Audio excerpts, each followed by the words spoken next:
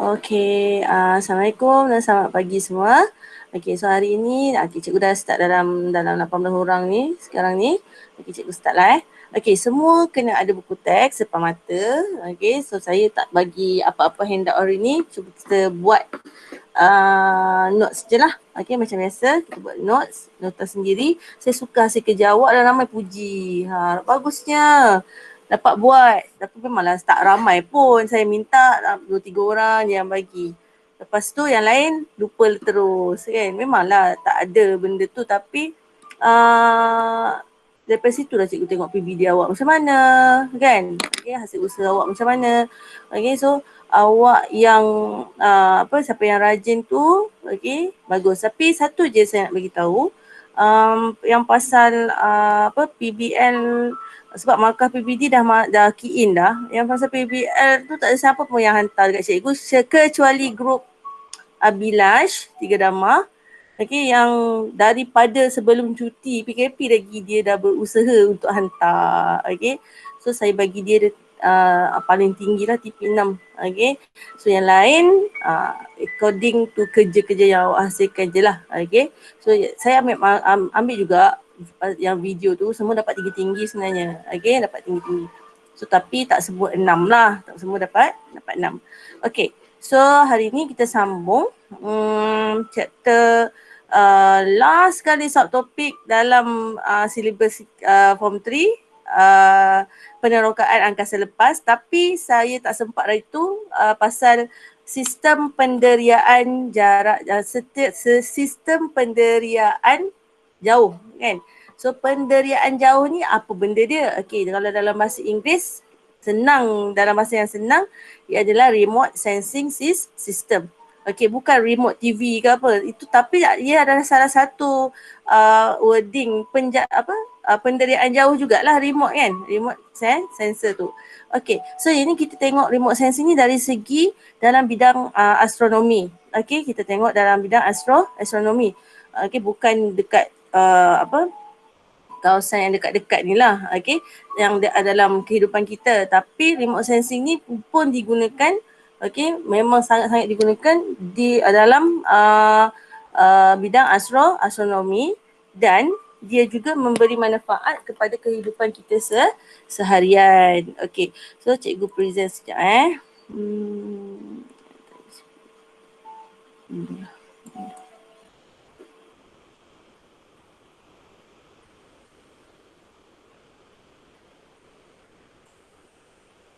Okay.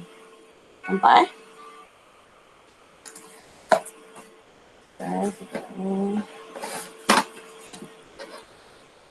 Okay. Dalam buku teks, okay, kita punya topik ni ada sikit je sebenarnya, tapi saya membuatkan dia menjadi banyak hari ni. So banyak information pasal remote sensing sebenarnya tak ada dalam silibus, tapi sebenarnya silibus KSSM ni dia bukannya semua masuk dalam ni. Semua awak kena explore daripada tengok internet. Okay, banyak dia punya aktiviti dalam buku teks ni, suruh kita yang search sendiri benda tu. Okay, bukannya kenapa? Okay, tu anak bagi vitamin. Okay. Sorry. Okay, so dia bukannya semua mengenai yang dalam buku teks ni sangat sikit sebenarnya. Okay, tapi bila awak tengok yang part activity, so dia banyak tau, dia banyak nak cover yang minta awak cari sendiri maklumat. Okay, cari pasti maklumat. So saya membantu awak, so kita tak ada dalam kelas, so tak apalah. Okay, memang tak ada ciri-ciri BDP21 lah sangat kita ni kan, tapi saya bagi tahu awak untuk pengetahuan awak, sebab bila kalau saya tunggu lama-lama awak nak buat perbincangan, nak buat discussion, memang tak lah kan. Okay, so saya bagi awak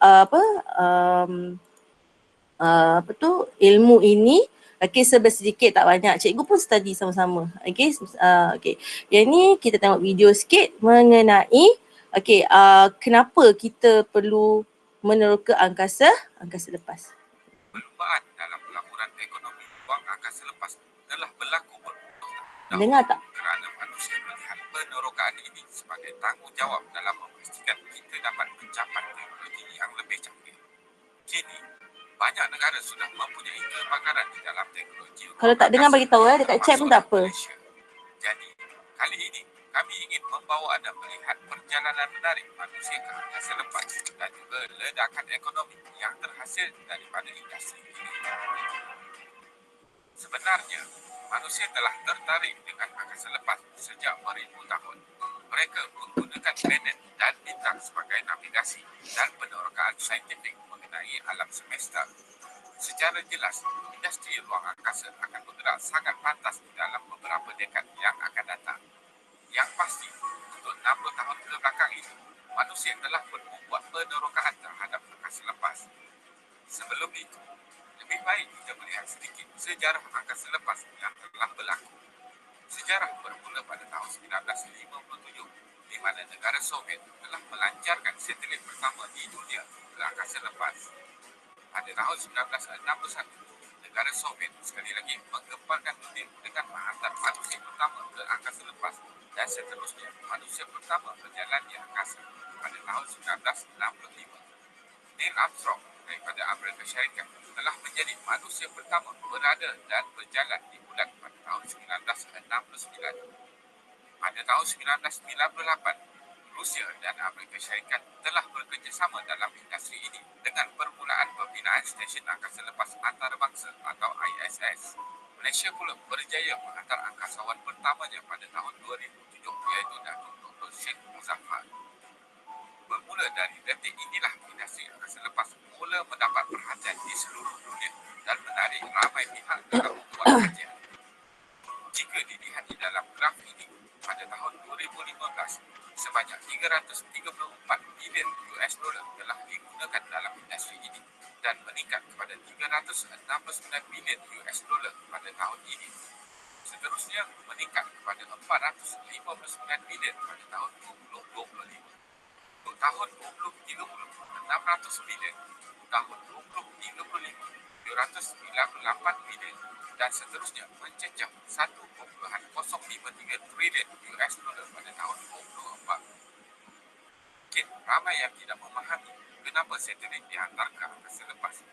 Sebenarnya, terdapat 4 teknologi utama kenapa manusia menghantar satelit ke angkasa, iaitu pertama, IoT ataupun Internet of Things. Kedua, 5G. Ketiga, broadband internet. Dan keempat, big data. Terdapat 2 cara teknologi ini dihantar ke angkasa lepas, iaitu dengan cara reusable rocket dan satelit berteknologi tinggi.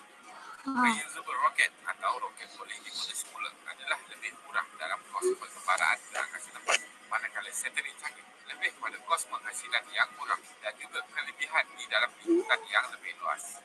Teknologi yang dibangunkan ini telah memberi impak yang besar terhadap 3 sektor utama, iaitu produk dan khidmatan sebanyak 55%, infrastruktur 25%, serta kerajaan 20%. Masa depan ekonomi ruang angkasa. Angkasa lepas telah menjadi tempat pelancongan yang baru.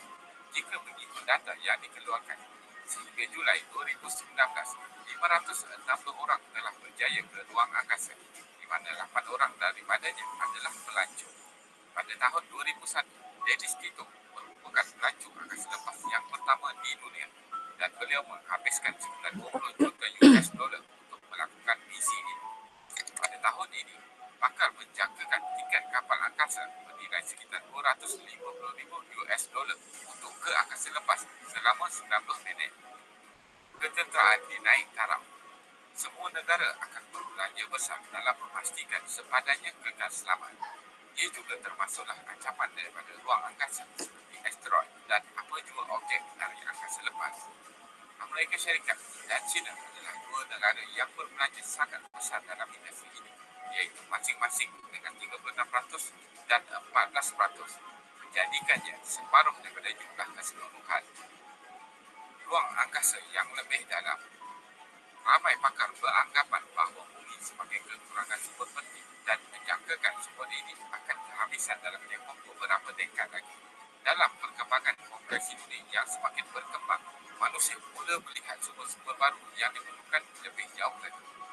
Sebagai contoh, asteroid yang bersaiz paling kecil mampu mengandungi sumber yang sangat bernilai seperti platinum, Ia dianggarkan bernilai 20 hingga 50 bilion US dolar. Kesimpulannya, dengan semua yang kita lihat tadi, adakah industri angkasa lepas boleh memberikan kita teknologi yang baru di samping menjadikan industri ini menjadi trilion US dolar? Jika dilihat perkembangannya, banyak syarikat-syarikat baru yang mula melabur berbilion dolar dalam menggerakkan industri ini menjadi lebih jauh. Terima kasih kerana menonton dan jangan lupa subscribe. Jumpa lagi. Okay. So, ni cikgu ambil daripada YouTube lah, cikgu download. Okay, so tadi apa idea yang awak boleh dapat? Okay, kita telah banyak buat inovasi daripada segi penerokaan angkasa lepas lah. Okay, so angkasa lepas ni dia memerlukan, awak pun tengok tadi banyak duit yang kena kita laburkan. Okay, kita kena laburkan, lepas tu dan dia punya kos sangat mahal lah. Okay, dia punya kos sangat mahal. Sekejap saya nak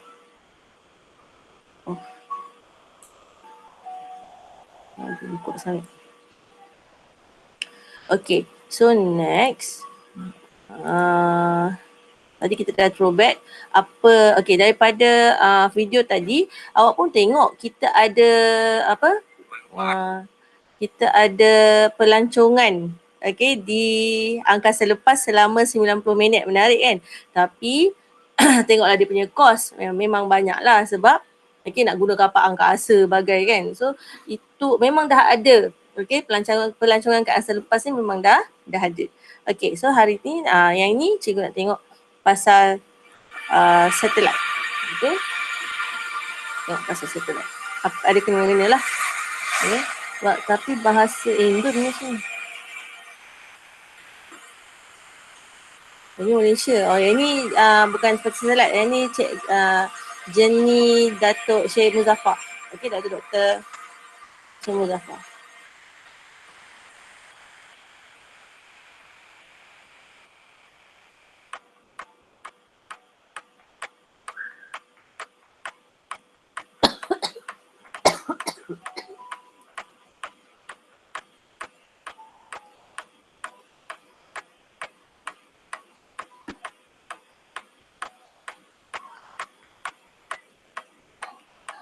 Dah sampai. Begini kapal angkasa bila dah habis tu dia akan jatuh lah. Kan?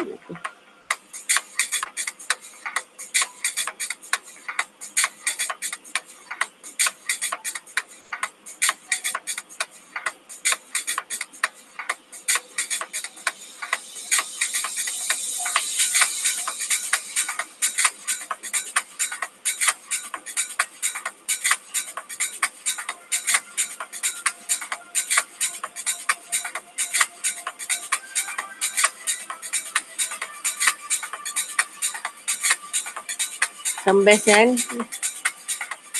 pergi outer space tu.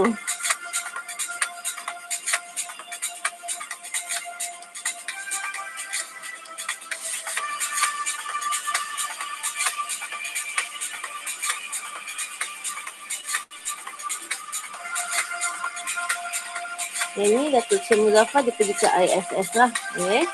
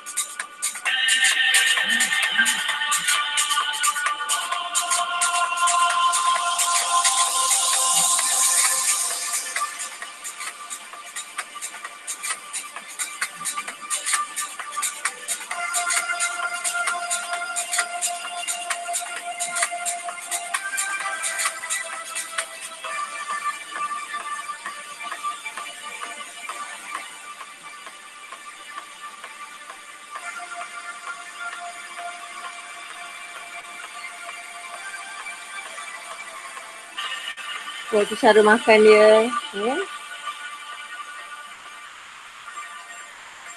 Terbangan.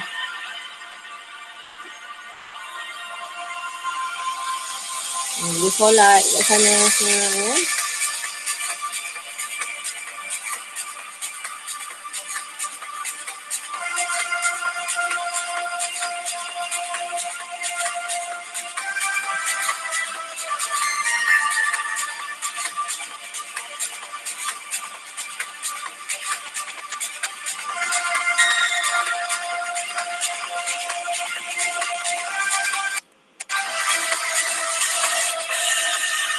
Ini dah hantar balik ke bumi lah. Okay. Dan dia akan jatuh dekat laut. Dia punya apa? Cube tu lah tu. Tapi dia jatuh kat tempat lain ni. Ada jatuh kat laut, ada jatuh kat darat jugalah. Okay. Tapi dia ada parachute. Okay. Selamat dia balik.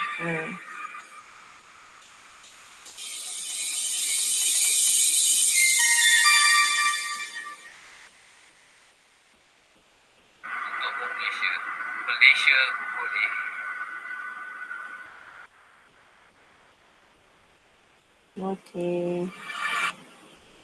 Okay. Hari ni, yang ini yang cikgu nak tekankan. Tadi tu kita tengok throwback balik apa sejarah-sejarah, kenapa kita kena pergi ke angkasa lepas. Tapi memang ada banyak manfaat pergi ke sana, tetapi kos dia untuk negara-negara macam kita agak membebankan lah. Okay, banyak. Okay, hantar seorang pun rasa macam berbilion kena bayar. Okay, berjuta-juta. Okay, so tapi kalau kita betul-betul serius, okay, dan benda tu bermanfaat, okay, kita boleh hantar lagi ramai lagi sebenarnya. Okay, so yang ini salah satu yang Malaysia juga, okay, anak-anak Malaysia dah ramai terlibat dalam pembuatan satelit ini. Okay, universiti pun ada buat pertandingan, mereka cipta satelit, ada buat satelit nano tu satelit yang kecil je.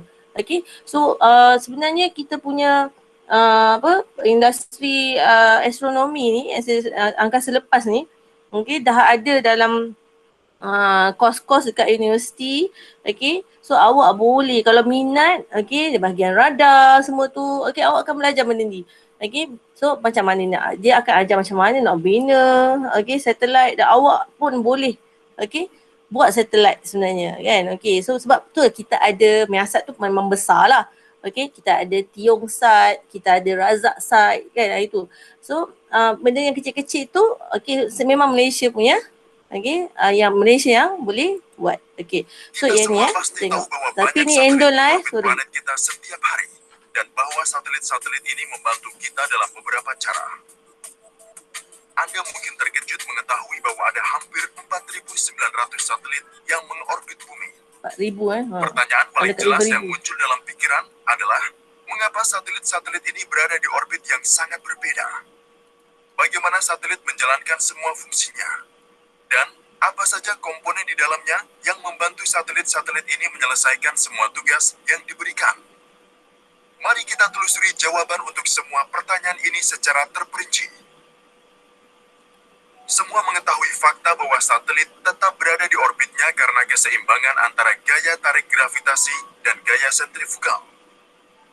Kecepatan sudut satelit ditentukan oleh persamaan keseimbangan gaya yang menyeimbangkan gaya gravitasi dan gaya sentrifugal. Okey, yang ni Amal ke pernah tanya pasal kenapa cikgu planet-planet tu tak kita ni tak berlega je kan, okey, dekat angkasa lepas sebabnya ada daya tarikan graviti. Okey, itu antara kita dengan matahari, okey, antara utarit dengan matahari, antara zuhal dengan matahari. So dia ada satu tarikan daya graviti ni adalah tarikan antara daya tarikan di antara dua jasad. Antara saya dengan awak, kalau dekat kelas pun, awak dengan kawan awak dengan adik, dengan mak kat rumah, okey, pun ada daya tarikan graviti di antara satu sama lain. Tetapi dia terlalu kecil sampai kita pun tidak akan terasa. Yang lebih terasa kita dengan bumi. Okey, so itu kenapa burung. Kenapa burung? Okey, yang lain semua jatuh. Kita paling bola jatuh ke bumi, jatuh ke tanah kan. Tapi kenapa burung dia boleh? Kenapa kapal terbang boleh? Okey, tak jatuh ke bumi? Sebab dia ada daya yang memaksa dia, okey, lift naik dan ada thrust ke hadapan. Okey, so daya-daya itu melawan daya tarikan graviti. Tapi kenapa pula awan tak jatuh, cikgu? Okey, so dia lebih, itu kita panggil dia es ketupantan. Dia adalah wap air, wap memang ringan.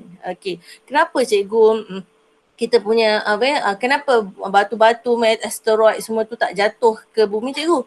Okey, so ni semua soalan-soalan yang student akan tanya kan.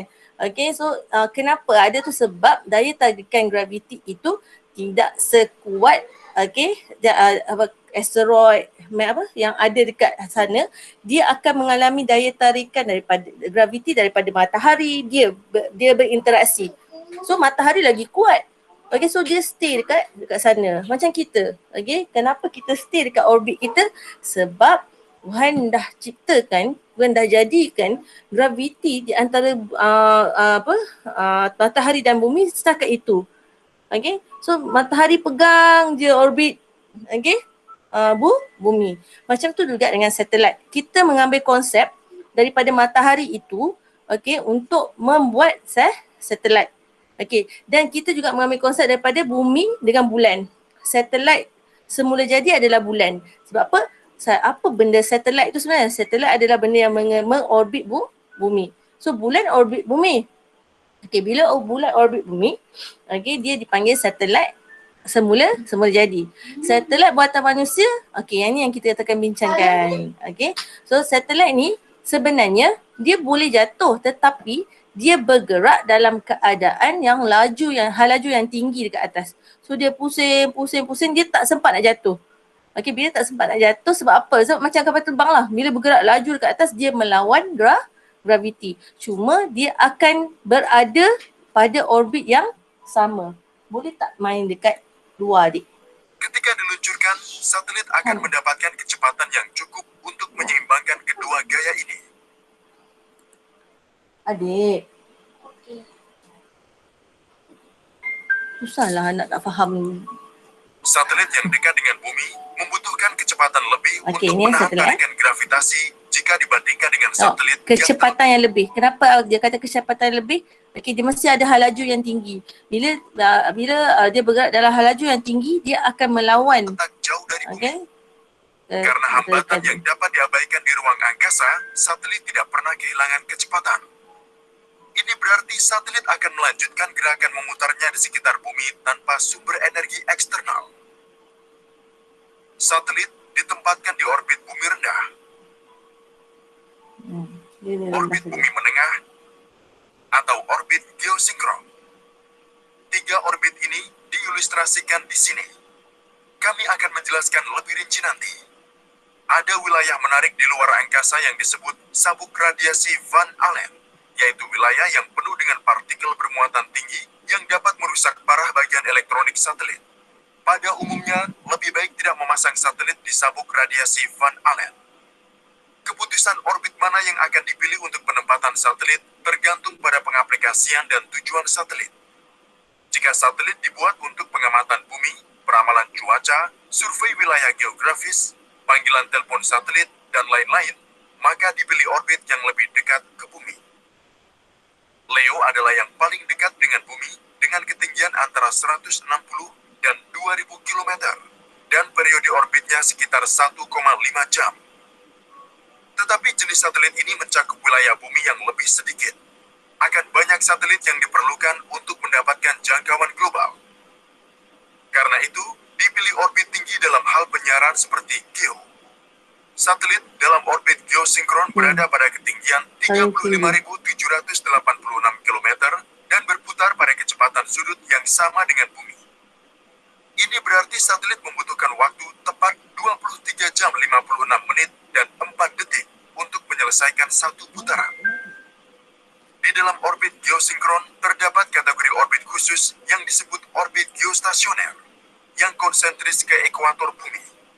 Satelit-satelit ini tetap diam sehubungan dengan bumi. Karena itu, satelit geostasioner adalah pilihan ideal untuk siaran televisi Karena itu berarti Anda tidak perlu menyesuaikan sudut parabola Anda terus-menerus. Inilah alasan mengapa sabuk geostasioner begitu penuh dengan satelit dan dikelola oleh organisasi internasional bernama ITU. Orbit geosinkron ditempati oleh beberapa satelit navigasi juga. Satelit geo dapat menjangkau sepertiga permukaan bumi, sehingga 3 satelit cukup untuk melingkupi seluruh bumi. Untuk pengaplikasian navigasi seperti GPS, MEO adalah pilihan bijak. Meskipun Leo paling dekat dengan bumi, satelit di orbit ini berputar dengan kecepatan yang sangat tinggi. Karena itu, penerima di bumi gagal melakukan perhitungan navigasi secara akurat. Terlebih lagi, Leo membutuhkan lebih banyak satelit untuk mencakup seluruh bumi. Maka dari itu satelit GPS menggunakan MEO. Dalam sistem GPS yang khas, 24 satelit dapat mencakup seluruh bumi dan periode orbitnya adalah 12 jam. Sekarang, mari kita lihat komponen utama satelit komunikasi beserta fungsinya. Okey, ni apa Di yang ada? jantung komunikasi, satelit adalah transponder.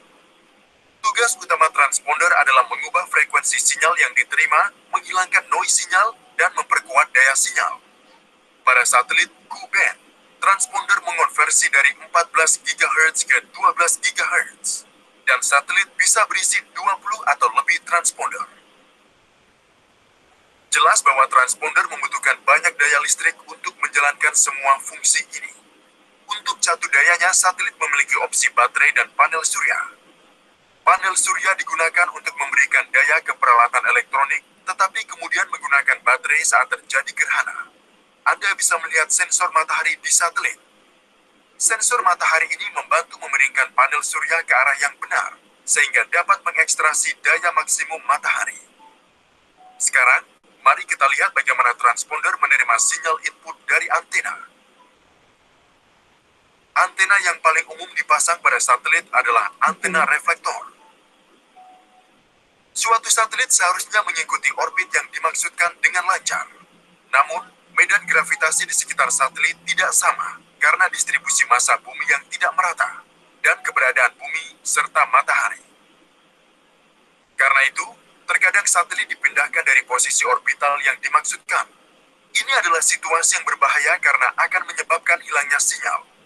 Untuk menghindari situasi seperti itu, maka satelit menggunakan thruster. Thruster ditembakkan dan menjaga satelit di posisi yang tepat. Ini juga membantu satelit untuk menghindari sampah antariksa. Bahan bakar yang dibutuhkan thruster disimpan dalam tangki di badan satelit. Posisi satelit dan kontrol thruster terus dipantau dari stasiun di bumi. Selain kontrol posisi, stasiun bumi juga memantau kesehatan dan kecepatan satelit. Ini dilakukan melalui sistem pelacakan, telemetri, dan kontrol. Sistem ini secara terus-menerus mengirim sinyal ke stasiun bumi dan mempertahankan kontak antara bumi dan satelit. Umumnya, sinyal-sinyal ini dipertukarkan pada frekuensi yang berbeda untuk membedakan dari sinyal komunikasi lainnya. Pernahkah Anda berpikir apa yang terjadi pada satelit ketika tidak lagi berfungsi atau rentang hidupnya mendekati akhir? Satelit-satelit ini dapat membahayakan satelit atau pesawat ruang angkasa yang beroperasi lainnya. Untuk menghadapi situasi ini, satelit tidak aktif dipindahkan ke orbit graveyard dengan mengaktifkan thruster. Hanya dengan meningkatkan kecepatan rotasi satelit, maka kita akan bisa memindahkannya ke orbit radius yang lebih tinggi. Operasi ini terlihat jelas dalam animasi. Orbit graveyard berada beberapa ratus kilometer di atas orbit geostasioner. Untuk operasi ini, thruster mengonsumsi jumlah bahan bakar yang sama dengan kebutuhan satelit selama sekitar 3 bulan pemeliharaan stasiun. Satelit yang sudah kita diskusikan sejauh ini adalah satelit komunikasi. Untuk satelit GPS, komponen yang paling penting adalah jam atom dan antena.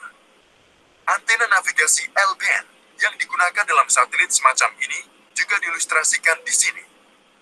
Satelit pengamatan bumi yang sebagian besar di LEO membawa berbagai jenis sensor, pencitra, dan lain-lain tergantung pada misinya. Sekarang, untuk beberapa informasi menarik lain, dalam visual satelit di video ini, Anda mungkin melihat bahwa satelit ditutupi dengan kertas timah berwarna emas. Apa tujuan dari kertas timah ini? Kebanyakan warna emas. Ya? Bahkan itu bukan kertas timah, seperti yang terlihat pada pandangan pertama. Jika Jika Anda memperhatikan bagian melintangnya, bagian ini memiliki struktur berlapis-lapis.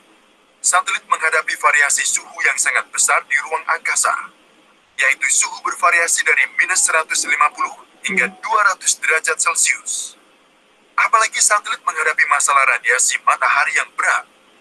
Bahan ini sebenarnya bertindak sebagai perisai yang melindungi komponen satelit dari variasi suhu yang berat dan dari radiasi matahari. Semoga Anda mendapatkan wawasan baru tentang berbagai jenis satelit dan cara kerjanya dari video ini.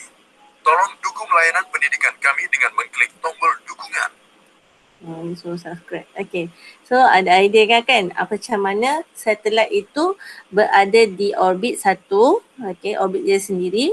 Okay, macam mana satelit memancarkan memancarkan signal isyarat. Okay. Lepas tu macam mana satelit lepas dia masa dia kalau dia terlari daripada orbit, okey, bumi boleh tahu kan, okay, sebab ada signal tu macam dah lari sikit, so bumi boleh tahu, so station tu dia akan betulkan balik dengan menghidupkan thruster tu tadi. Okey, sangat ni kan, sangat orang kata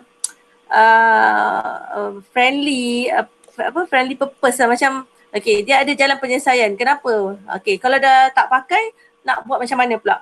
Okey, dia pergi hantar satelit tu jauh daripada orbit bumi itu. Orbit di sekitar bumi supaya nanti boleh masuk satelit yang lain pula. Okey, so yang dah tak pakai tu kita tak boleh nak bawa dia turun pun. Okay, so biarkan dia di angkasa. Sebab itulah kat angkasa sekarang dia kata banyak sangat satelit. Okay, so yang ni daripada cikgu nak bagi satu situation zaman dahulu dengan zaman sekarang. Okay, so boleh baca Cik Fauzi ni kenapa dulu kita boleh keluar memandu tak guna GPS pun tapi boleh sampai. Okay, sekarang siang nak pergi ke dekat pun, okay, walaupun memang kita tak tahu, contoh dalam KL kita tak tahu kan, mesti nak pakai GPS, tak ingat jalan. Okey, habis tu kalau tak ada telefon, habis bateri macam mana kan? Okey, so masalah ni bukan kita je alami. Okey, tahun 1986 dulu, okey, kita boleh guna peta je, tengok signboard semua. Zaman cikgu dulu, mak ayah cikgu semua guna signboard je pergi jalan mana-mana pun. Memanglah akan sesat tapi akhirnya akan sampai juga. Okey, tapi zaman sekarang dah lain. Kita mengharapkan GPS sebab apa? Sebab benda tu lebih mudah. Okey, teknologi ni makin lama akan makin memudahkan kita. Okey, so sekarang cikgu pun dulu masa-masa duduk dekat KL, okey, nak pergi jabatan tak tahu ni tulis ni. Zaman tu saya tak ada GPS lagi kot, tak ada way semua ni. Okay, so cikgu type pula, lukis peta nak pergi jabatan pendidikan ke semua, minta kawan lukiskan. Okay, so sekarang dah senang, dah ada Waze, dah ada GPS semua tu kan. Okay, so dalam perbualan tu tadi, okay, kalau kita cakap dengan mak-mak, makcik kita, mak-mak zaman dulu-dulu, nenek-nenek kan. Okay, so tanpa disedari teknologi yang kita guna tu adalah aplikasi teknologi angkasa. Kalau tak ada ilmu angkasa ini, okay, tak adalah kita dapat menggunakan semua ni. So dia ada kebaikan sebenarnya, okay, penerokaan angkasa lepas ni. Okay, kadang-kadang orang kata membazir, menyusahkan, banyak duit pakai. Tapi itu dilihat daripada segi ekonomi lah. Okay, dari segi ekonomi memang kita tak daya untuk melakukan sebagai negara-negara yang kecil ni. Okay, so lihat situasi. Okay, sekarang ni kita tertinggal telefon. Cikgu kalau tinggal telefon kat rumah pun gelabah. Sebab apa? Dulu tak ada grup sekolah. Okay, sekarang dah ada grup cikgu semua. Tak masuk kelas ke, kena ganti ke, maklumat semua dalam phone. So cikgu-cikgu tak patut pun tertinggal maklumat sebab semua ada handphone. Okay, so zaman dulu, okay, alamak lupa masuk meeting, tak sebab tak ada handphone kan, kita tak tahu.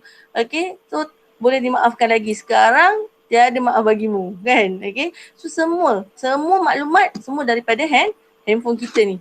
Okay, handphone. Awak pun nanti dah kerja pun macam tu. Bila bukan hanya sekarang awak tak awak hanya memandang handphone tu untuk main game, untuk call orang, itu saja. Tapi bila masuk dalam macam alam-alam cikgu ni sekarang, okay, cikgu menggunakan telefon tu untuk kerja. Okay, memang untuk kerja. Lepas tu kalau nak bersosial media pun sekejap je lah. Tak adalah selalu sangat. Okay, sebab tu cikgu tak ada FB. Kan, okay. So, tak nak terlalu kita melihat handphone. Okay, so saya tak nak sekarang awak pun macam ada tanggungjawab belajar. Okay, so jangan terlalu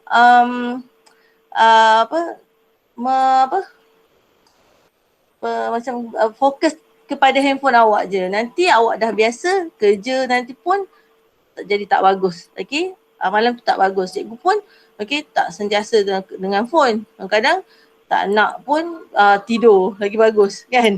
Okay, so buat kek contoh. Okay, so hari ni teknologi penderiaan jauh. Apa dia teknologi penderiaan jauh? Okay, remote sensing. Kalau dalam bahasa yang paling familiar kita dengar dekat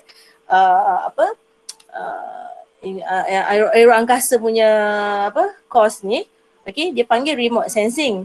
Okay, dalam dekat negara kita ada Akademi Remote Sensing. Dia memang guna perkataan remote sensing tu. Okay. Remote sensing adalah sains bagi mendapatkan maklumat permukaan bumi tanpa menyentuh objek bumi tersebut. Ini dilakukan dengan mengesan, merekod tenaga yang dipantulkan atau dipancarkan. Mesti ada benda pancar, kemudian dipantulkan balik kan. Ataupun dipancarkan saja, kita dapat maklumat saja. Kemudian diproses, dianalisis dan maklumat tersebut pakai. Okey. Sekejap tengok gambar.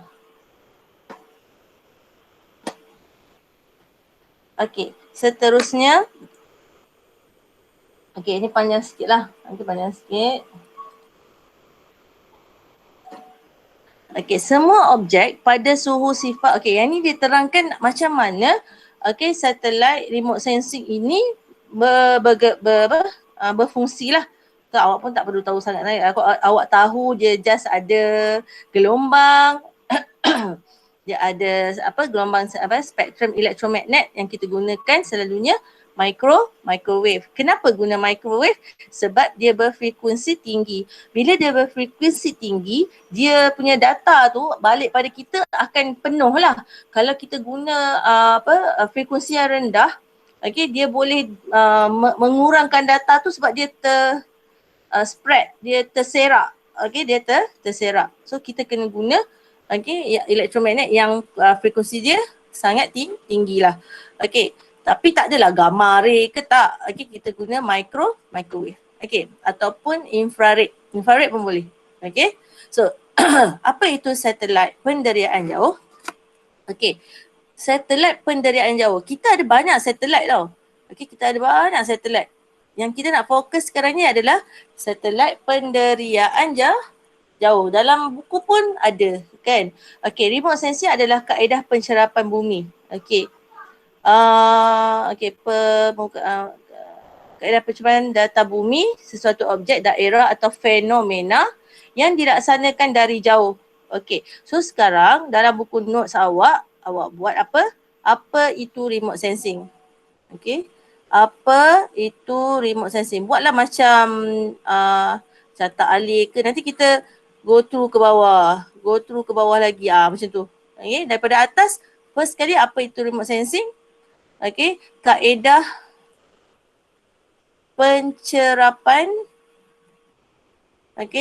data di permukaan bumi. Tengok di permukaan bumi ataupun sesuatu objek ataupun daerah ataupun fenomena. Pencerapan data dia pula dilaksanakan dari jauh. Bukan kita pergi ke tempat itu. Masa zaman tidak ada pun benda ni, so kita kena pergi tempat tu. Baru kita tengok, ladang tempat ni banyak besar. Kawasan ni besar, kita nak buka ladang kelapa sawit ke apa. So kita kena pergi ke tempat tu. Kita tengok, so kita cari data. Tapi sekarang tak perlu. Okay, so kita boleh tengok kawasan mana yang sesuai, kawasan kosong yang boleh kita buat kawasan pertanian. So daripada satelit, tak perlu pergi ke tempat itu dulu. Okay, tak perlu pergi ke tempat dulu. Kita tengok daripada atas dulu. Dengan menggunakan apa? Sensor. Okay, tadi kata, okay, dalam apa maksud remote sensing tadi? Pencerapan data di permukaan bumi, objek atau fenomena dilaksanakan dari jauh sebab remote tu, okay, menggunakan sensor yang diletakkan pada pelbagai platform seperti satelit, pesawat ataupun drone. Okey. So dia ada banyak. Penderiaan jauh ni ada banyak. Okey, satelit ada, pesawat. Dekat pesawat tu maksudnya dia ada sensor. Dekat drone pun ada sensor. Okey. So salah satu yang paling besar adalah salah satu dia adalah satelit penderiaan jauh. Okey. Satelit yang mencerap dan mengumpul data maklumat bumi. Okey. So awak boleh tahu kat sini. Okey, satelit penderiaan jauh. Kita fokus pada penderiaan satelit. Kita tak fokus pada pesawat ke drone ke apa tak. Kita fokus pada satelit. Okey. Satelit ada dua jenis. Okey. So daripada satelit penderiaan jauh ni tadi, awak pecahkan dua. Pecahkan dua. Kita ada satu penderiaan pasif, penderiaan aktif. Apa dia penderiaan pasif? Apa dia penderiaan aktif? Okey, penderiaan pasif menggunakan sumber tenaga semula jadi iaitu matahari. Okey, so kalau pasif terus buat notes dia sumber tenaga matahari. Sensor satelit mengesan dan mengukur pantulan cahaya matahari atau gelombang elektromagnetik daripada objek sasaran. Okey, satelit dengan sistem penderiaan pasif hanya dapat mencerap maklumat daripada muka bumi pada waktu siang sahaja. Cikgu nak tanya yang bawah penderiaan pasif tu apa tu? Sumber tenaga matahari.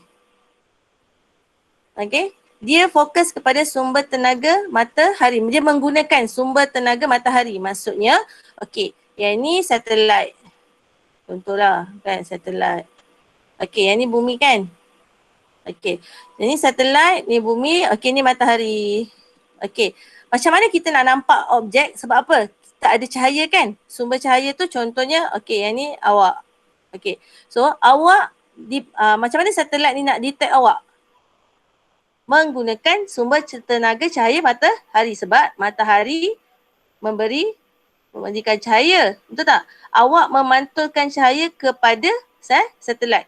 Okay, so kita ni dia nampak macam mata lah. Macam mata manusia kan. Mata manusia bila tak ada cahaya kita boleh nampak tak? Tak ada. Sebab barang-barang tu tak ada cahaya. So kita tak boleh nampak barang-barang yang kita tengok tu, objek-objek yang kita tengok di sekeliling ni tidak memantulkan cahaya kepada kita. Itu konsep dari penglihatan. Macam penglihatan jugalah. So macam mana dia nak tahu, okay, nak ada kereta ke, nak ada laut ke apa ke, sini semua ni didetect macam mana? Daripada sumber cahaya matahari. Cahaya matahari pergi pada apa? Diberikan kepada semua objek di muka bumi ni dan dipantulkan. So satelit ni dapat detect pantulan cahaya matahari. Sebab tu dia tambah lagi. Yang ini pula apa tadi? Sensor satelit ni sumber dia daripada tenaga matahari. Menggunakan sumber tenaga matahari. Lepas tu dia mengesan. Kita tengok sikit. Mengesan apa ni? Dari mengesan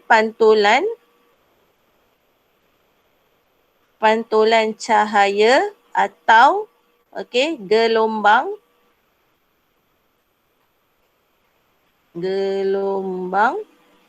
dari objek. Jadi dari objek yang disasarkan. Contohnya dia sasarkan bangunan sekolah SBS. Macam tu. Contoh. So dia akan cari daripada pantulan cahaya yang ada daripada sekolah kita. Kalau malam boleh nampak tak? Tak boleh nampak. So malam satelit ini tidak berfungsi. Okay, so dia ada dua. Okay, dia ada dua. Okay, boleh faham penderiaan pasif. Okay, penderiaan pasif. Okay. So yang ini pasif. Macam mana pula penderiaan aktif? Okay, penderiaan aktif ni. Okay, penderiaan aktif, cikgu garis kat sini je lah Okay. Memiliki sumber tenaga sendiri. Ini poin yang pertama. Okay. So, lepas tu, dia ada sensor. Okay. Yang akan memancarkan gelombang dia sendiri. Ni yang dia aktif ni. Kan? Dia aktif. Contohlah kalau pelajar yang pasif dia tunggu je apa cikgu cakap salin, betul tak? Kalau pelajar yang aktif dia yang akan bagi tahu. Kalau macam ni tak boleh cikgu. Kalau macam ni tak boleh cikgu. Itu awak pun tahu apa maksud aktif, apa maksud pasif. Itu. Kalau kalau yang aktif ini, yang aktif dia ada sensor dia sendiri. Okey, dia yang memancarkan gelombang elektromagnet kepada objek sasaran. Lepas tu dia tunggu. Okey, dia tunggu gelombang yang dipantulkan itu. Dia macam berinteraksi lah. Dia tunggu. Okey, dia menerima semula. Awak tambah kat sini. Dia menerima semula gelombang yang dipantulkan itu selepas interaksi. Okey, lepas tu, okey, interaksi tu dikesan. Bila gelombang yang dipantulkan tu dikesan, akan diukur oleh sensor. Okey, dia akan diukur pula. Bila dah menerima, okey, balik dipantulkan gelombang yang menerima dia akan dipantulkan balik. Yang terima tadi dipantulkan. Okey, so dapat dikesan balik oleh satelit. So satelit ni dia boleh berfungsi pada waktu siang ataupun malam ataupun semua musim. Musim panas ke, musim berawan ke, so dia boleh berfungsi sebab dia yang menghasilkan gelombang itu sendiri. Memancarkan gelombang itu sendiri. Okey, contohnya dia nak cari di mana Amar. Okey, so dia target dekat situ. Okey, mana gelombang rumah mana gelombang, lepas tu dia reflect balik. Tu salah. Tu yang dalam cerita Avengers ke, cerita apa-apalah. Okey, zaman sekarang kan banyak cerita-cerita yang kita boleh cari orang tu di mana. Betul tak? Okey, cerita orang putih lah kan. Sampai boleh cari di mana dia berada. Fast and Furious. Okey, so awak cari benda tu, dia ada world eyes ke apa benda yang dia nak sangat tu dalam pendrive tu. Okey, so awak bayangkan, okey, sampai kita pun boleh orang cari dekat dunia ni. Tak tahulah ada ke tak lagi benda tu, tapi okey, akan ada. Cikgu rasa akan ada juga benda tu satu hari nanti. Okey, so kita boleh cari di mana orang tu melalui semua kamera yang terdapat dekat lita-lita kita ke internet kan. Daripada muka tu kita boleh tahu, okey, itu dia. Tanpa tak boleh lari mana. Itulah dia, okey, kesan daripada teknologi remote sensing ni. Okay. So awak dah tahu dia kata, okey, lagi satu maklumat dia, okey, tidak kira waktu. Waktu siang, malam ataupun musim. Musim sejuk ke pun boleh. Okey, boleh. Okey, boleh faham tak apa dia penderiaan pasif, apa dia penderiaan aktif? Boleh Jawab sikit. Boleh. Lagi Pang ada? Boleh cikgu. Boleh, okey. Rina ada tadi ni. Zeti ada tadi kan? Vera ada? Amai tak ada dah sekarang 3J ni, gimana ni? Ni 3D dah makin ramai. Tak tahulah hari ni. Okey. So tengok ni Okey, jenis saya dah kenalkan dulu apa dia satelit yang ada. Okey. So satelit yang ada dekat kita punya orbit ni. Okey, ni macam tak jelas kan apa dia bacakan. Satelit komunikasi. Kita ada satelit komunikasi. Satelit navigasi. Satelit kaji cuaca. Satelit penderiaan jauh. Nampak? Okey, dia sebenarnya berbeza tau. Berbeza daripada segi satelit. Okey, penderiaan jauh lain, kaji cuaca lain, navigasi lain, okay, komunikasi lain. Baru 10.30. Kenapa awak nak ni link jap Awak nak link ke apa? Link dekat dalam tu je kan? Ya dah saya tahulah. Tahu je. Awak tahu jam kan? Yang kacau boleh tak? Suka hatilah, malas nak cakap. Dia cakap degil. Tu lah. Okay, so satellite penderiaan jauh. Tengok kita fokus satellite penderiaan jauh. Okay, remote sensing. Okay, yang ni contoh Okay, yang ni mana satu aktif, mana satu pasif. Okay, ni aktif. Malam, maksudnya malam siang ke dia boleh. Okay, so dia pantul, dia nampak ni. Kalau yang ini dia satu hala je. Satu, dua. Tapi kalau alat penderiaan jauh, dari sini, dia bagi, so dia pergi boleh hantar dekat data dekat penerima data. Nampak? Okay, so hebatnya lagi advance, bukan hebat lah, lagi advance penderiaan aktif lah, lagi tepat. Okay, yang ni mungkin dia nak jimat tenaga supaya hanya guna tenaga matahari. Okay, ni tadi penderiaan jauh, penderiaan pasif dengan aktif. Okay. Okay, apa kelebihan satelit remote sensing? Okay, yang ni awak cantum balik. Tadi kan dah pasif, aktif. Okay, cantum balik. Apa kelebihan? Kelebihan, okay, satelit remote sensing. Okay, remote sensing. Okay. Dia boleh mencerap data meliputi kawasan yang luas. Dapat menghasilkan pelbagai maklumat di permukaan. Mencerap ni penting. Mencerap data meliputi kawasan yang luas. Okey, dia juga mencerap data suatu kawasan secara berulang. Okey, secara berulang. Lagi satu, data yang dikumpulkan dalam bentuk digital. Okey. So penghasilan masuk dalam bentuk digital lah.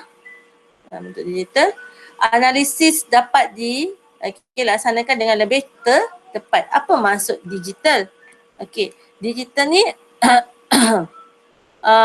bukan melalui kalau dia ada dua kontra dia adalah analog. Okey, analog ni data dia kita kena tengok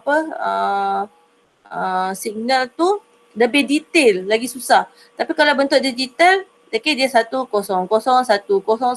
Awak pun tahu kan, ada belajar dalam RBT ke apa? Ingat cikgu. Okay, 110. Okay, maklumat ini lebih tepat lah. Okay, dia 1010. Contohnya kawasan, ini kawasan zon merah. Contohlah zon merah COVID-19. Tiba-tiba, okay, dekat sini ada, alamak, nak tukar pen dah pula. Okay, kat sini ada, silap lah. Yang ni contoh yang tak nak.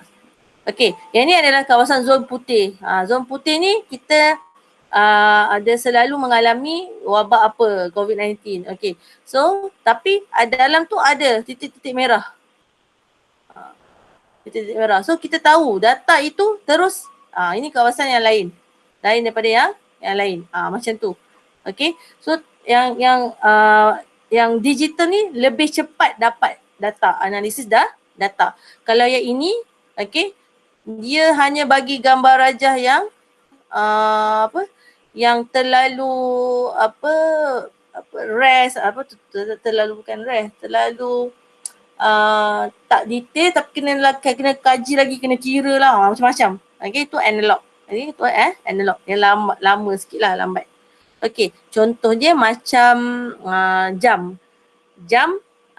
kita yang pukul 12 yang pusing tu kan, dengan jam digital, mana lagi senang, mana lagi cepat, awak pun tahu kan, jam daripada jam randik tu ke ataupun jam digital terus nampak nombor. Itu salah satu teknologi analog dengan digital. Okay. Okay, penderiaan jauh dalam pertanian. Okay, kita tengok every single apa itu kita panggil bidang. Okay, dalam bidang pertanian, Apa yang boleh kita buat dalam penderiaan jauh dalam bidang pertanian? Okey, daripada tadi kelebihan kan? Awak dah masuk kelebihan. Okey, so kita masuk pula. Ini awak guna bahagian pertanian. Contoh, ada berapa cikgu tak ingat lah. Okey. Sekejap. Kalau awak nak bahagi-bahagikan, sekejap. Kita ada pertanian, kita ada perikanan, kita ada penderiaan jauh pengurusan alam sekitar. 3, 4, keselamatan. Okey, pengenalpastian bencana. Last kali meteorologi, ada lagi perancangan bandar, ada 9. Ada 9. Okey, ada 9 semua. Okey, so boleh bahagi 9. Kalau tak nak buat macam ni pun boleh. Okey, buat macam ni. Okey. So, yang pertama pertanian. Okey. Pertanian ni banyak dibincangkan lah. Saya tengok dalam website Akademi Remote Sensing, agensi Remote Sensing ni pun dia banyak memperkatakan pertama pertanian, kedua pasal perikanan. Yang ni paling utama dia buat infografik lah. Antara kegunaan imej satelit dalam bidang pertanian ialah pengurusan dan pemantauan kawasan tanaman padi. Nampak? Yang ini yang paling diorang gunakan. Okey. Imej satelit ni contohlah, bukan padi je, banyak lagi kan. Okey, pembalakan, okey pun banyak. Okey, imej satelit dapat memberikan gambaran sebenar kawasan tanaman padi, membolehkan pemantauan status penanaman padi di peringkat persediaan tanah, pengairan, penanaman dan penuaian. Sorry. Okey. So dia boleh apa? Okey, memberikan gambaran sebenar kawasan tanaman padi. Pemantauan. Membuat apa? Ini nombor 1. Okey, point lah. Pemantauan penanaman padi. Ambil yang paling simple. Lepas tu kalau awak nak tambah daripada segi apa penanaman, penuaian ke apa pun boleh. Okey. So boleh nampak kan, nampak ni gambar dia. Ni tak ada lagi padi. Okey. So ada kosong. Ni bahagian ni kosong. Okey, bahagian ni ada. Itulah dia memantau daripada segi situ. Apabila kawasan-kawasan bermasalah seperti pengairan, kelewatan tanaman padi, okey, boleh membolehkan bantuan khidmat nasihat dapat diberikan. So bila dia pantau daripada atas, dia nampak okey kenapa kawasan ni orang tak tanam, okey ada masalah ulat serangga, so dia kontak Jabatan Pertanian. Okey, Jabatan Pertanian ni, okey. So dia bantu petani kita. Itulah kebaikan dia. Okey, dia pantau. Okey, apa masalah. Alright. Ini. Okey. Nombor 2, perikanan. Okey, dalam bidang perikanan. Alright. Boleh tak saya teruskan? Dalam bidang perikanan. Okay, nampak tu ikan banyak. Okay, ada ikan banyak tu kat bawah tu kan. So macam mana lah kapal-kapal tu. Okay. Nak tahu kapal-kapal besar ni yang tengah-tengah laut tu. Okay, kalau kapal-kapal biasa ni tak adalah kan. Tapi dia orang boleh tahu menggunakan sonar. Okay. Kalau yang ini lagi canggih. Okay. Sebelum pakai sonar tu. Okay. Sebelum pakai sonar tu. Dia dah tahu dah mana tempat kawasan penangkapan. Okay. Lokasi. Okay, yang sesuai untuk kawasan penangkapan ikan. So bila kita dah tahu, dah tengok daripada satelit dan radar dalam bot tu, okay, so kita akan pergi ke kawasan itu lah. Contohnya tengok, dia highlight kan, mana kawasan yang okey, banyak ikan. So dia highlightkan di kawasan itu. Tak perlulah kita nak pergi serata laut ni semua nak mencari ikan. Betul tak? Okay, so daripada remote daripada satelit ni, kita boleh tahu imej satelit sensing, okay, kepekatan klorofil dan suhu permukaan. Okay, so bila ada banyak klorofil, okay, dia berada klorofil, lepas tu banyaklah makanan dia kat sana kan, rumpai-rumpai ke apa, maklumat ini kemudian dianalisis untuk mendapatkan lokasi-lokasi berpotensi tinggi. Bukan dia nampak ikan, tidak. Okey, dia tak nampak ikan itu, tetapi dia nampak kawasan yang berciri-ciri kan banyak ikan. Itu contoh dia. Okey, maklumat lokasi kemudian dia beri bentuk koordinat. Kemudian disebarkan kepada nelayan yang mempunyai kapal berdaftar. Okey, kena ada kapal berdaftar lah, Jabatan Perikanan. Tak boleh semua orang boleh ada data itu. Okey. So, persatuan kalau negara kita persatuan nelayan kebangsaan, nikmat. Okey. Nelayan boleh terus ke lokasi. So, menjimatkan kos operasi, tak perlulah pergi berhari-hari dekat laut nak mencari ikan. Inilah dia satu kebaikan remote sensing. Okay. Dia bukan bagi tahu di mana ikan. Dia bagi tahu di mana kawasan yang berpotensi banyak ikan melalui apa tadi? Melalui ni tadi. Apa tadi? Analisis suhu dan kepekatan klorofil. Okay. So, itu yang kita boleh tengok. Okay. Boleh cikgu teruskan Okay, next. Penyerahan jauh dalam bidang pengurusan alam sekitar. Okey. Apa yang kita nak gunakan dalam pengurusan alam sekitar? Okey. So alam sekitar kita boleh kenal pasti pencemaran dan pembakaran hutan. So daripada kadang-kadang hutan ni kita tak sedar pun dia terbakar, macam dekat Indonesia, macam dekat mana lagi Amerika Syarikat ke apa kan, kat US, hutan dia orang besar. Bila hutan dia orang besar, kita tak perasan pun dia terbakar. Bukan sebab manusia yang bakar, tak. Okey, kadang-kadang sebab kemarau ke apa, dia boleh menterbakarkan dirinya kan. Okey, so benda ni bila kita tak perasan, siapa yang akan bagi tahu kita semua ni?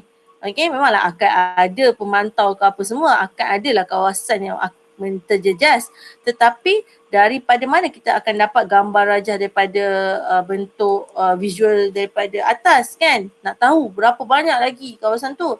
Okay, so dia gunakan sistem remote sensing, tengok apa yang terjadi.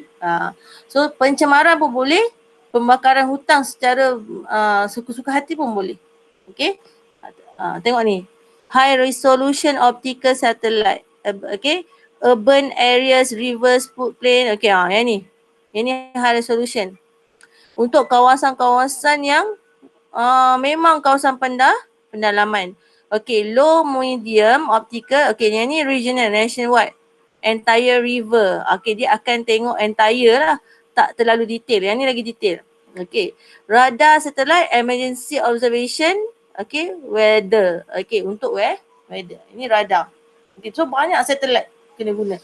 Bukan satu satelit tu semua dia buat, tak. Okey, ada macam-macam. Okey.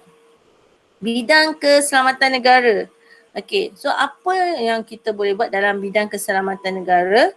Okey, so yang ini contohnya dekat bandar lah, kawasan bandar. Okey, so yang ini yang kita kena tengok. Okey, so apa dia? Government buildings, okey, apa bangunan-bangunan kerajaan. Okey, bangunan kerajaan yang penting-penting. Okey. So yang ada data-data negara. So sini semua kena pantau. Kalau ada apa benda yang pelik-pelik, okey, ini. Direct vehicle access. So semua kena tahu. Kita boleh tampak daripada radar. So kita boleh tengok siapa yang keluar, siapa yang masuk, apa kenderaan yang masuk keluar dekat bangunan yang paling penting dekat kita punya negara lah. Okay, so kita yang penting sekarang kat Putrajaya lah semua benda kan, pusat kan. Okay, Putrajaya. So bangunan-bangunan ni, tempat-tempat ni, okay, tempat-tempat dalam negara yang penting-penting ni akan dipantau dengan menggunakan remote sensing. Okay. Lagi, bidang pengenalpastian bencana. Okay, manusia dan alam sekitar. Okay, yang ni contohnya okay. SARS ni macam CSI. Okay. Itu tu okay, finding obscured crash aircraft. Ini pun boleh juga bencana. Tiba-tiba ingat tak MH dulu kan? Okay, carilah macam mana pun, guna radar, guna satellite pun tak jumpa. Contoh Okay, so tapi kita ada gunakan sistem itulah untuk dapatkan, sebab kita tak boleh pergi ke laut dalam itu. Lagi satu, kita juga pergi kaji dia pergi ke mana sebenarnya, tak pergi ke China semua kan. Okay, so semua daripada remote sensing. Okay, remote sensing, so untuk investigate. Ni. Untuk investigate apa? Investigate ni macam mensiasat. Okay, siasat bencana. Okay, siasat bencana. Okay, lagi. Okay. Meteorologi. Ini apa? Meteorologi kan meteor kan? Dia apa? Cuaca. Okay. So, dia tengok awan. Dia tengok keadaan gunung berapi. Inilah dia. Okay. So, Cikgu nak tanya. Yep. Pernah ke ni benda ni yang kaji cuaca ni pernah ke dia salah? Okey, dia ni ramalan. Okey, dia hanya ramalan kaji cuaca. Kita pun dia tak cakap sebenar-benarnya cuaca itu, tak. Dia meramalkan daripada macam mana, okey contohnya, okey mana ni Malaysia ke bukan? Okey, ni contohnya konon-konon ni Malaysia kan. Okey, tapi angin tu daripada sini, daripada Filipina. Contoh, awan tu daripada Filipina dan dia tengok bentuk apa kawasan kelajuan udara ke apa daripada Filipina. Okey.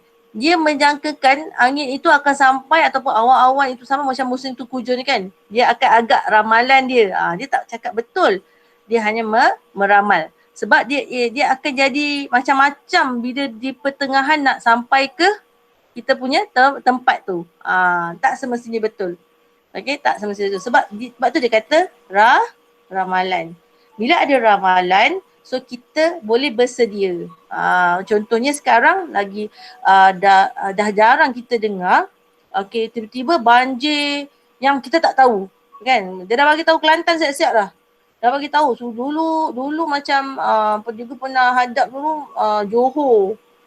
Tiba-tiba je tak ada apa macam, tapi ramalan kaji cuaca kata memang akan terdapatnya hujan yang tak berhentilah. Tapi disebabkan apa tu sampai air sampai naik dan tinggi sampai habis satu Johor dulu sebab peparitan lagi lah. Okey, dia ada benda yang efek lain lagi. Okey, tapi dah diberitahu, jangkaan itu dah diberitahu. Macam tu. Air pasang besar contohnya. Air pasang besar dah diberitahu juga. Okey, so itu daripada mana tu? Daripada remote sensing jugalah. Okey, sistem sensing negara ni dah cakap, dah bagi tahu dekat meteorologi. Okey, apa akan jadi? Ada akan pasang surut besar, air pasang besar. Air pasang besar ni bahaya juga. Dia boleh naik air sampai ke rumah-rumah nelayan di tepi laut tu. Okey, sebab dia tinggi. Okey, dia tinggi. So, dia dapat agak. Dia meramal, bukan betul-betul. Dia meramal. Okey. Dia akan jadi salah juga. Okey, sebab dia memang dah cakap hanya ramalan kaji cuaca. So bila ada ya. Okey, faham. Okey. Lagi satu El Nino lah apa semua tu kan. Dia dah tahu ciri-ciri itu. So dia tengok El Nino tu berada kat mana. El Nino kan kemarau kan. Angin El Nino kan apa itu yang bawa kemarau tu. Kering. Okay, dia mengeringkan kan. Okey, so benda tu dia dah tahu. So dia pantau dekat mana. Guna apa? Guna satelit lah. Okey, guna satelit. Dan macam mana dia tahu itu angin El Nino? Okey, dia tahu sebab apa? Angin tu kering. Dia boleh tahu suhu kan? Sensor kan? Menggunakan sensor. So itu dah dia remote sensing. Okey. Bidang perancangan bandar.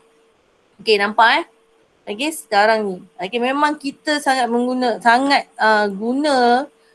bidang remote sensing ni untuk tengok perancangan bandar macam mana. Okey. So tengok daripada tahun 94 dengan 96. Kalau tengok KL punya pun macam mana. Kalau dia cikgu tak jumpa mana tadi dah ngantuk tak dapat nak cari. Yang ni gambar yang dijumpai je lah. Okey. So dia tengok daripada atas macam mana kita nak merancang bandar ini, merancangan pembukaan bandar di satu-satu kawasan. Tengok. Okey, tempat ni banyak lagi kosong kan. Okey, so dia bolehlah buat perumahan semua. So dia akan tengok daripada atas. Okey, sesuai ke tak? Kawasan ni macam mana? Berbukit bukau ke apa ke? Semua daripada atas daripada satelit. Nampak Okay, so dia boleh merancang lah. Kawasan ni tak boleh usik. Kawasan ni kena ada hutan simpan. Kawasan ni macam mana? Ada pertanian. Contoh itulah dia. Okay, contoh. Okay. Rancangan bandar. Okay, yang ni cikgu ada ambil daripada majalah. Dulu kan ada majalah sains tau. Cikgu zaman dulu cikgu memang masa sekolah beli. Okay, sebab nak tengok pasal sains lah banyak dalam tu. Lepas tu cikgu ni suka buat karangan. Bila suka buat esei ke apa, karangan ke apa, cikgu akan masukkan unsur-unsur saintifik. Macam tu. So daripada majalah sains tu cikgu akan dapat banyak lah benda-benda macam ni kan, teknologi lah, apa benda cerita lah. Padahal tak terror pun. Cuma ambil daripada majalah. Okay, so awak pun boleh buat macam tu. Masukkan satu-satu benda yang macam berinformasi, yang betul-betul, yang real, yang fakta. Betul tak? Cikgu awak dah ajar kan dalam subjek bahasa Melayu kan. Contohnya teknologi, maklumat masa kini. So cerita sikit dalam untuk ayat pengembangan sebenarnya. Supaya ada maklumat dalam apa awak punya karangan. Okey. Ni laporan ramalan kaji cuaca. Okey. Secara visual pun boleh kan. Okey. Menghirup udara segar. Kenapa menghirup udara segar? Apa kena mengenai satelit dengan menghirup udara segar? Okey, so kita akan dapat tahu okey kawasan tu akan jadi apa kan? Kandungan kimia pun boleh menggunakan data tu okey untuk tahu pasal pencemaran udara. Okey, so kita dapat bila kita dah tahu, so kita dapat solve pencemaran udara itu daripada menjadi lebih buruk. Itulah kebaikan dia. Cikgu nak tanya. Cikgu dah tekan link dia ke? Tak, saya nampak link dia je. Oh, ya ke? Sorry. Oh, cikgu tak share dengan ni. Cikgu share window ni je. Belum lagi sayang. Mana? Ni aku ni. Sekejap cikgu present tayar screen.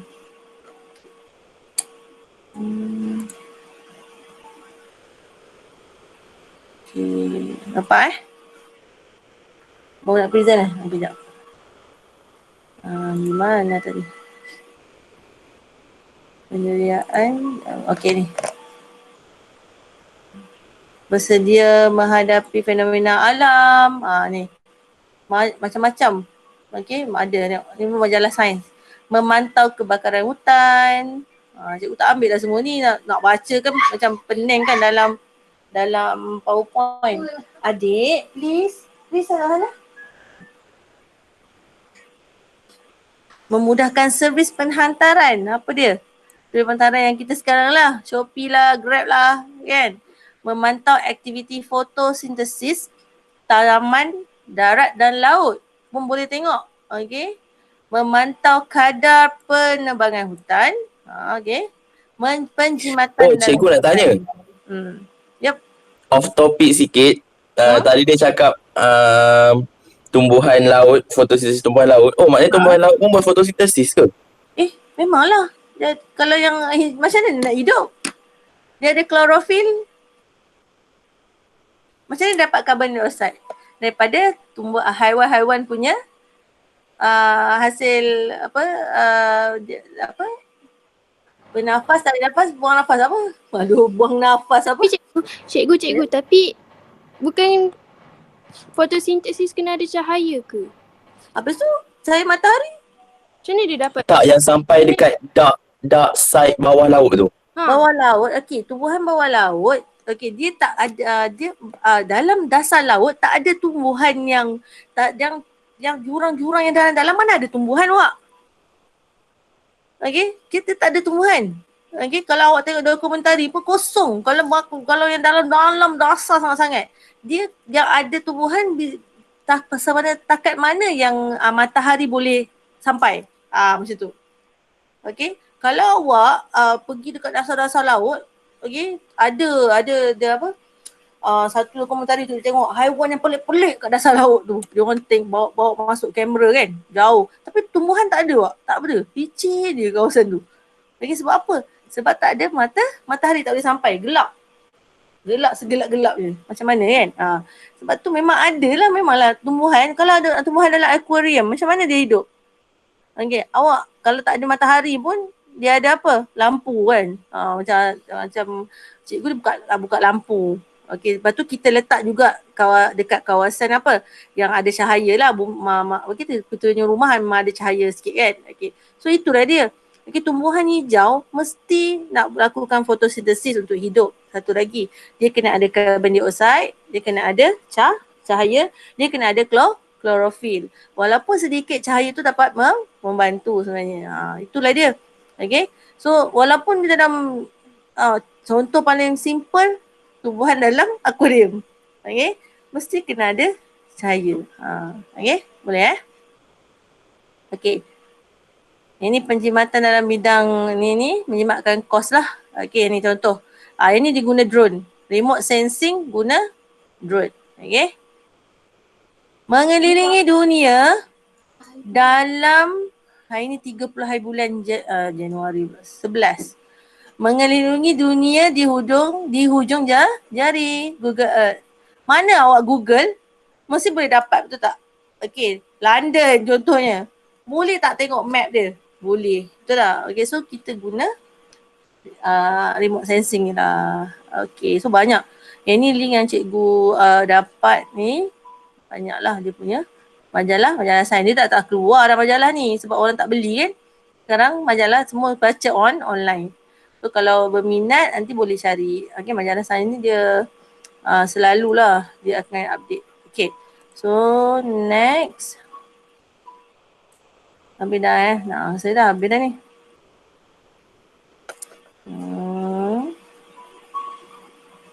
Oh, ada sikit lagi. Okay, kewajaran. Okay, wajarkan. Okay, contohnya soalan.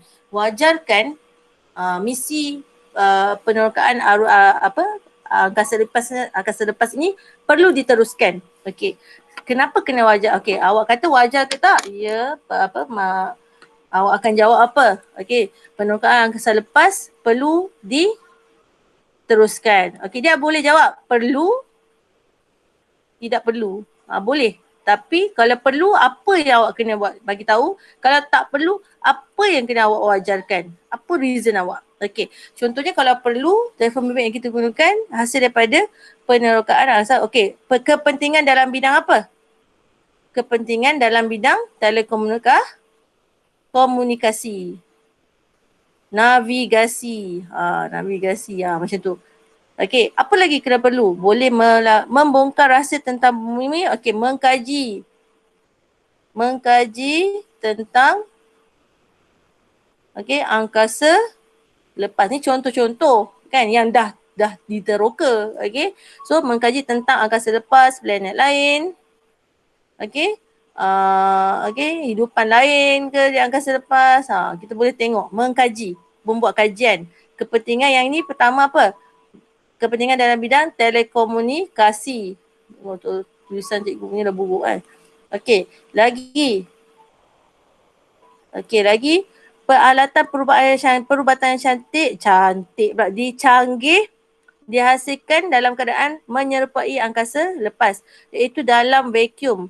Lokasi seperti stesen angkasa lepas. Okey. So selalunya kita akan buat dalam bidang perubatan. Inovasi apa?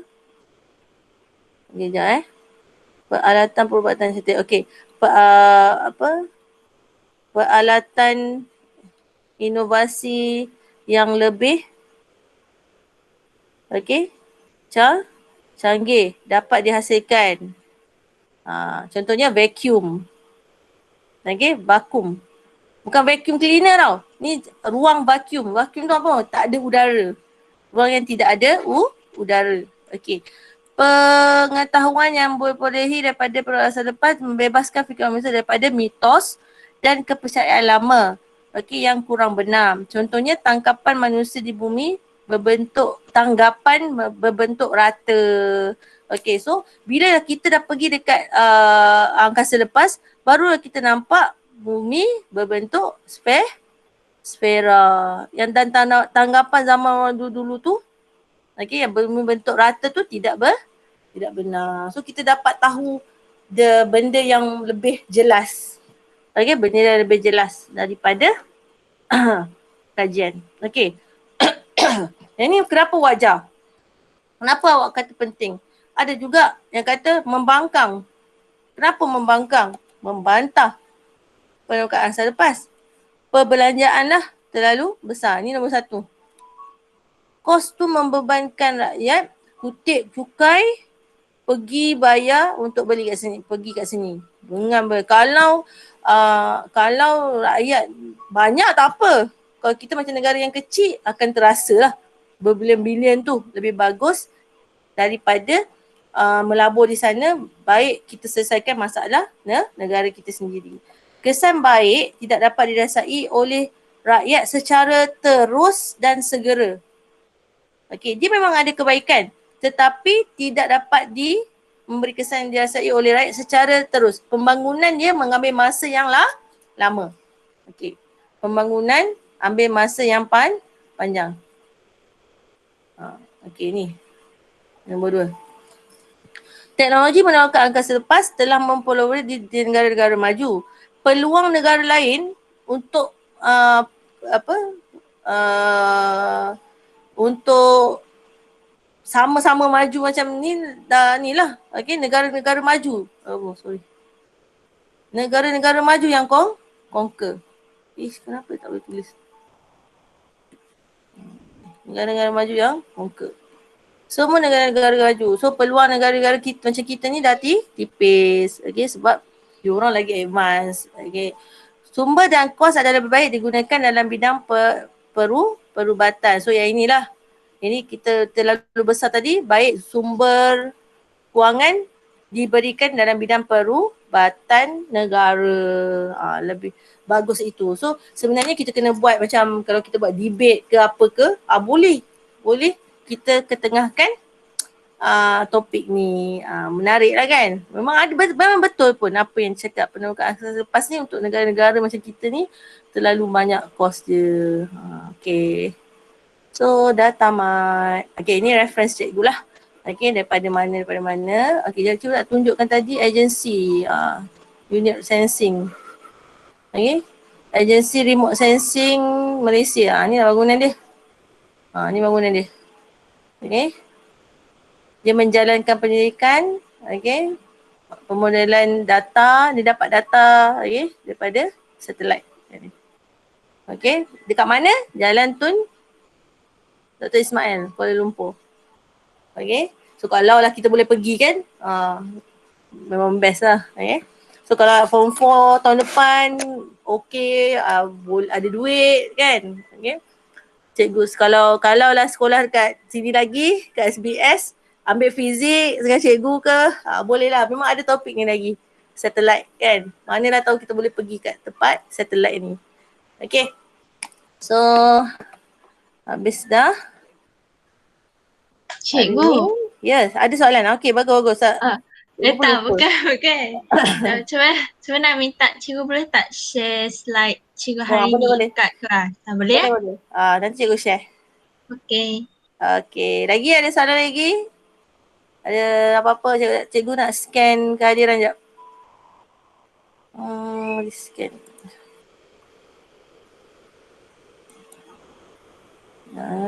20 24 orang. Ada apa-apa lagi tak nak tanya?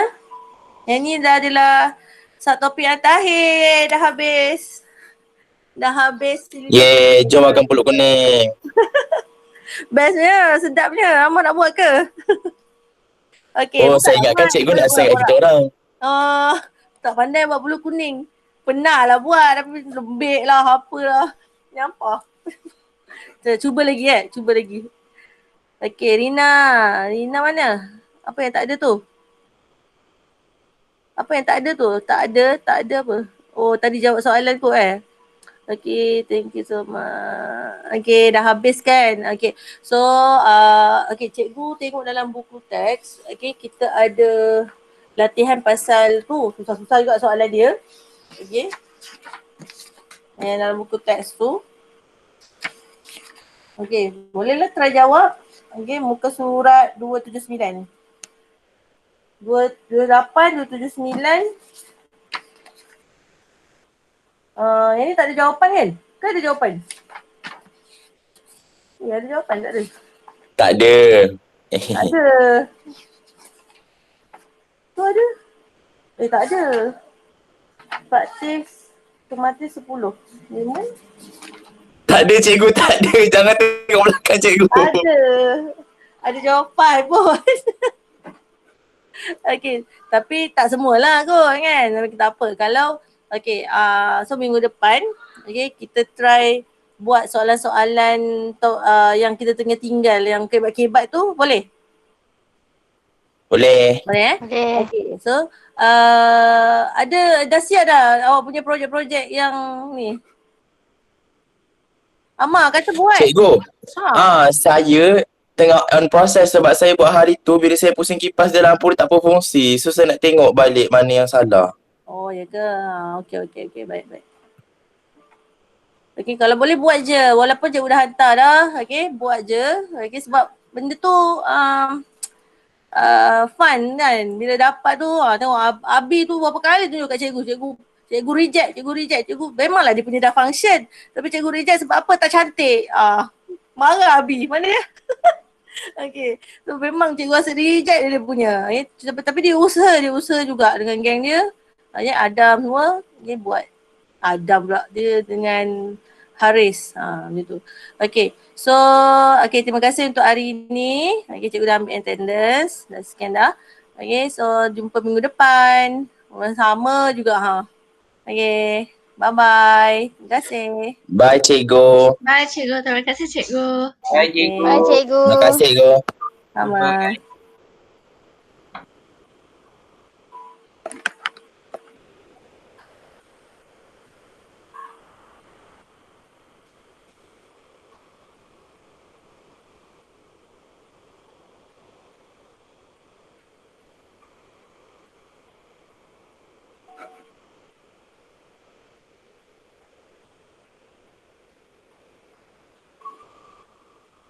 Terima kasih. Okay, bye.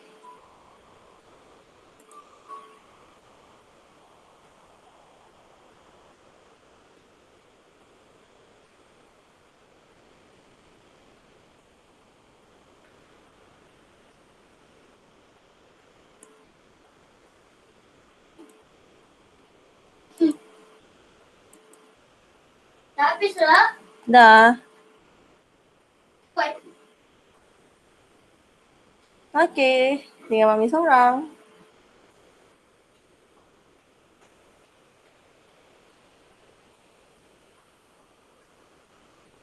Ni kelalai. Miarinya ada kelalai. Miarinya tak ada kelas.